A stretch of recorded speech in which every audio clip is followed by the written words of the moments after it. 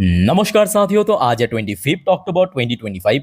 दोस्तों, last day Indian market की sentiment थोड़ा वीक था, जहां पे निफ्टी 50 के साथ मोस्टली सेक्टर या मोस्टली इंडेक्स नेगेटिव में क्लोजिंग दिया।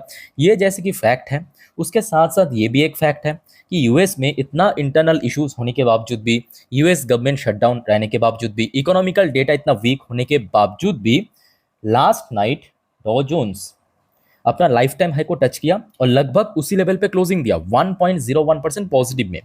दूसरी तरफ नैस्डैक भी लास्ट नाइट को अपना ऑल टाइम हाई को टच किया, क्लोजिंग दिया 1.15% ऊपर आके, और जिसके कारण हमारे जो गिफ्ट निफ्टी की फ्यूचर है वो भी लगभग चल गया है। ये देखिए, गिफ्ट निफ्टी कल रात में क्लोजिंग दिया 25,862 पॉइंट पे, मतलब लास्ट डे निफ्टी 50 जहां पे क्लोजिंग दिया वहां से तकरीबन 67 पॉइंट ऊपर।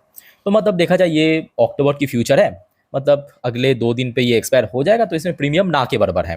तो मतलब देखा जाए कल रात में एक्चुअली गिफ्ट निफ्टी की क्लोजिंग काफ़ी बढ़िया था उस हिसाब से अगर हम बात करें। ठीक है। अच्छा, फिर अगर हम बात करें जो ऑयल प्राइस है, ऑयल प्राइस भी काफ़ी हद तक ठीक ठाक लेवल पे चल रहा है, तो इसमें कोई बहुत बड़ा गेनिंग लास्ट नाइट तो एटलीस्ट नहीं हुआ था, जो कि शुरू में हुआ था। उसके बाद देखिए थोड़ा बहुत डिक्लाइन हमें देखने को मिला। तो मतलब टेक्निकल पॉइंट ऑफ व्यू से सब कुछ सही लग रहा है। अच्छा, उसके बाद साथियों आ जाइए, ये आज सुबह की अपडेट है। अपडेट क्या है देखिए, Trump wants चाइना's hand in solving this Russia problem. तो मेरा चचा यानी डोनाल्ड ट्रम्प फिर से लाइन में आ चुका है। अब मैं कहूँगा यहाँ पे ट्रम्प के लिए और कोई उपाय नहीं है और कोई ऑप्शन नहीं है, क्योंकि चाइना ने यूएस की जो दुखता हुआ नस है ना, उसको पकड़ के रगड़ दिया। पहले आप समझने की कोशिश कीजिए, चाइना ने किस चीज़ को, मतलब किस चीज़ के ऊपर पाबंदी लगाया? रेयर अर्थ।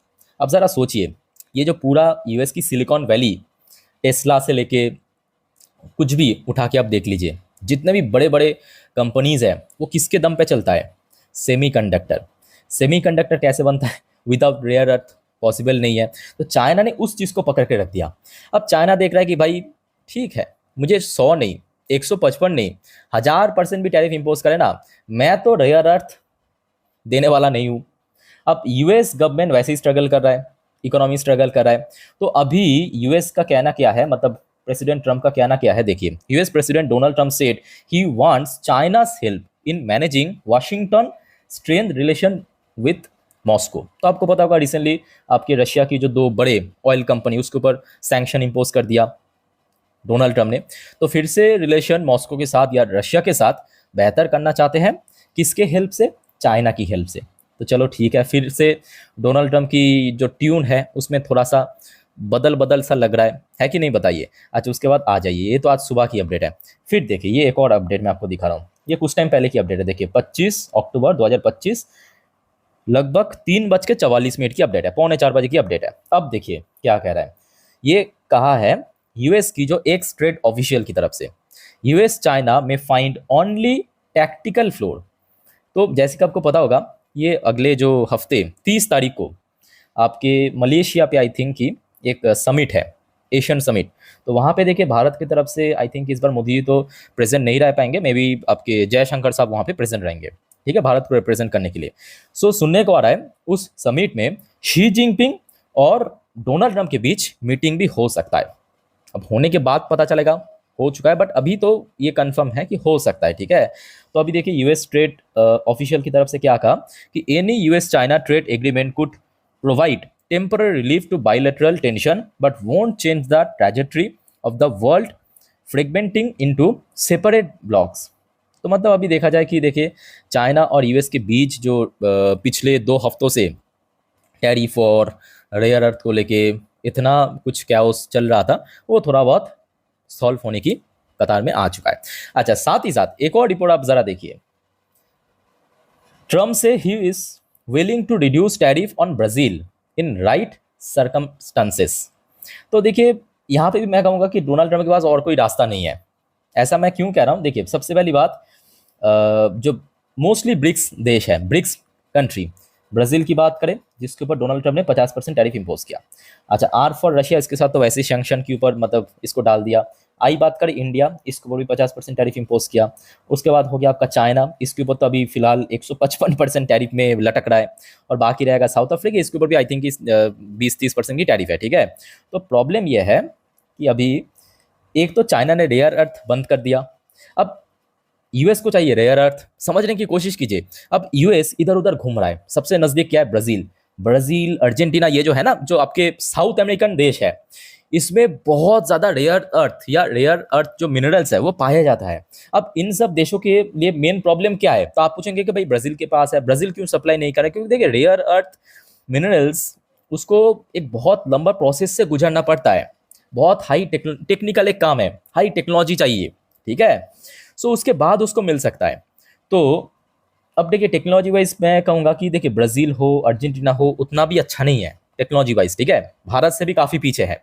सो जिसके कारण क्या होता है कि बाहर की जो देश है, चाहे यूएस की बात करें, यूके की बात करें, चाइना की बात करें, ये सब देश की जो टॉप टॉप कंपनीज है वहाँ पे पहुँचते हैं, माइनिंग करते हैं, प्रोसेस से निकालते हैं, ठीक है। तो ये प्रोसेस चलता है।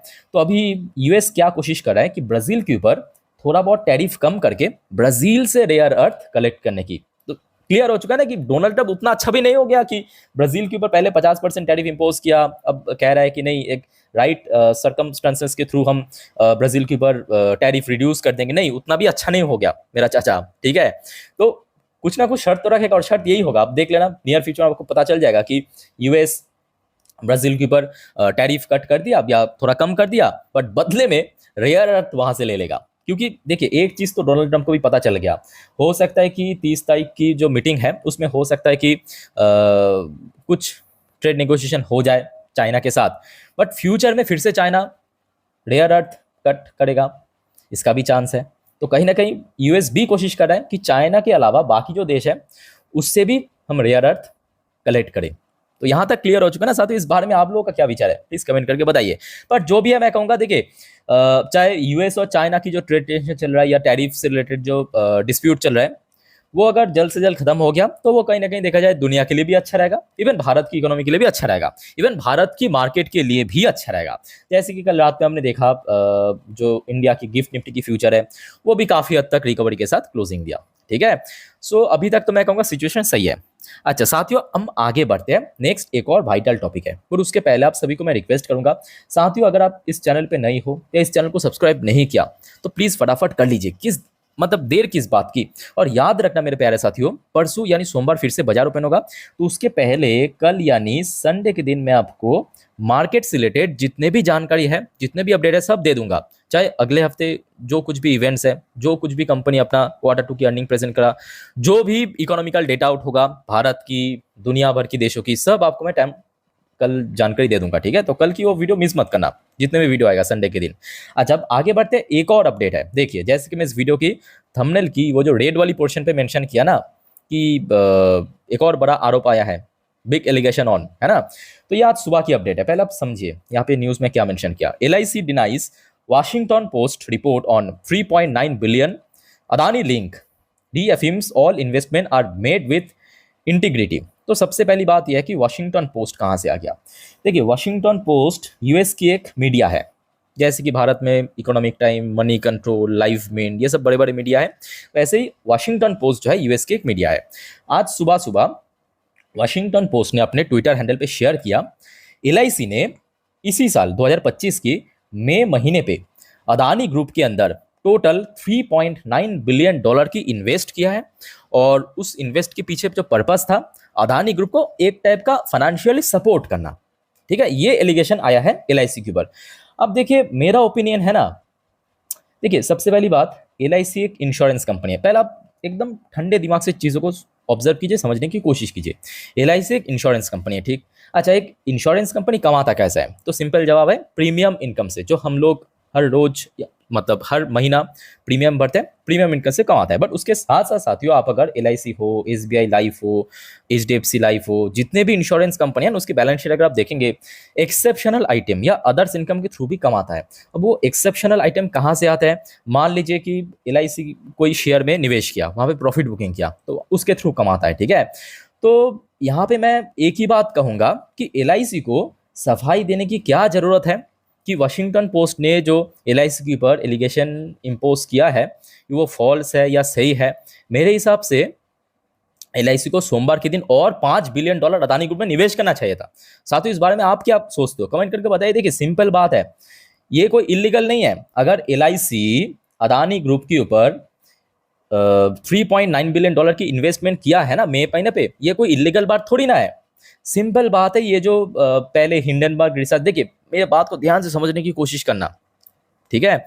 ये जो हिंडनबर्ग रिसर्च हो पहले, ये जो द वॉशिंगटन पोस्ट, ये बाहर की जो बड़े बड़े सो कॉल्ड कंपनीज है ना, या बड़े बड़े जो देश की ग्रुप है, ये लोग यही चाहते हैं भारत में अशांति बने रहे। याद रखना, भारत में अशांति बने रहे, भारत एक कैओस में मतलब पहुंच जाए, ये लोग चाहते हैं।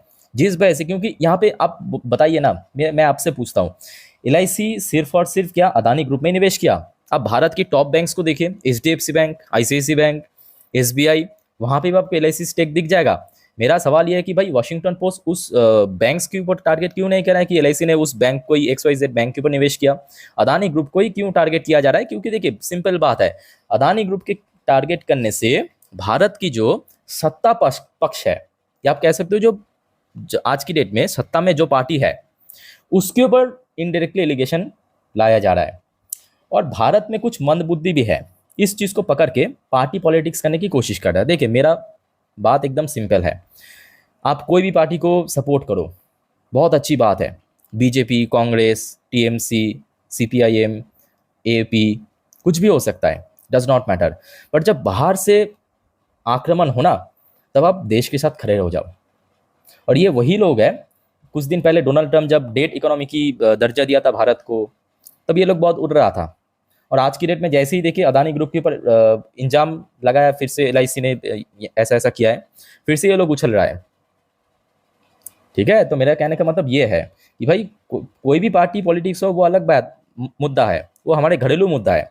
जब बाहर से आक्रमण होना, ये सब उल्टा सीधा काम, यहाँ पे कोई मतलब इसका कोई वैलिड रीजन ही नहीं है। भाई वॉशिंगटन पोस्ट, भाई ये कौन होते, मतलब कौन होते हैं? एलआईसी कहाँ पे निवेश करेगा, कहाँ निवेश नहीं करेगा, ये पूछने वाला, ये बताने वाला कि हमारे घरेलू मामला है। एलआईसी कोई गुनाह तो नहीं कर दिया, ये तो इलीगल भी नहीं है। आप खुद सोच के बताइए ना। सिंपल बात है कि भारत में अशांति फैलने की कोशिश कर रहा है, ठीक है। तो आप लोग भी थोड़ा सतर्क रहिए इस टाइप की बाहर की जो शक्ति है उनसे। अच्छा, एक और रिपोर्ट मैं आपको दिखाता हूँ। देखिए ये आईएमएफ की तरफ से आया है रिपोर्ट। आईएमएफ का क्या कहना है? Tariff can't slow India, IMF ups growth forecast 6.6%। तो बेसिकली इसके पहले आईएमएफ ने जो भारत की जो जीडीपी ग्रोथ की फोरकास्ट किया था, वो था आपका 6.3%, उसको सीधा बढ़ा के 6.6% कर दिया। और मेरे हिसाब से देखिए, अगर Q2 मोर देन 7% ग्रोथ रख दिया ना, तो आई थिंक ये 6.6 नहीं, कुछ महीनों बाद फिर से 7% भी कर सकता है। तो ये सब कुछ सिचुएशनल है, ठीक है। तो कुल मिला के देखिए, मेरे कहने का मतलब है कि अभी माहौल उतना खराब नहीं है। और लास्ट डे आप देखिए, फ्राइडे के दिन जितना करेक्शन होना था हो चुका है। जैसे कि आपको मैं लास्ट डे भी अपडेट दिया था कि बेसिकली एक हेल्दी करेक्शन है, क्योंकि निफ्टी 50 जो पिछले साल अपना लाइफ टाइम हाई टच किया था सितंबर महीने पे 26,277 पॉइंट पे, तो लगभग उसके नज़दीक तो पहुंच चुका है।